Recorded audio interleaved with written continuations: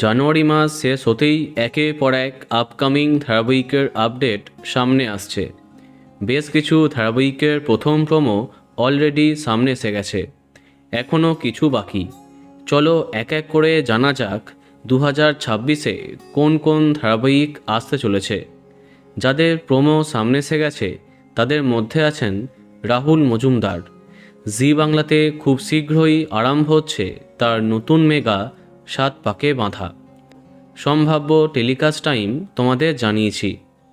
অন্যদিকে এসভিএফ প্রোডাকশনের অধীনে স্টার জলসাতে আরম্ভ হচ্ছে শুভ্রজিৎ এবং দীপান্বিতার নতুন মেগা শুধু তোমারই জন্য।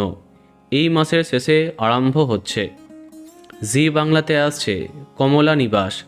জি বাংলা প্রোডাকশনের এই আপকামিং ধারাবাহিকের মাধ্যমে কামব্যাক করছেন দেবাদ্রিতা বসু। বিস্তারিত ভিডিও আই বাটনে পেয়ে যাবে। অপরদিকে কদিন আগেই এক্সক্লুসিভলি তোমাদের জানিয়েছি স্টার জলসায় আসছে মানালি ও সব্যসাচীর নতুন ধামাকাদার মেগা। সম্ভবত নাম হচ্ছে সংসারে সংকীর্তন। বিস্তারিত ভিডিও আই বাটনে পেয়ে যাবে। এদিকে টেলিপাড়ায় সম্প্রতি একটি এক্সক্লুসিভ আপডেট শোনা যাচ্ছে। মিঠাইয়ের পরে রাজ চক্রবর্তী প্রোডাকশনের অধীনে কামব্যাক করছেন সবার প্রিয় সৌমিত্রিষা কুণ্ডু।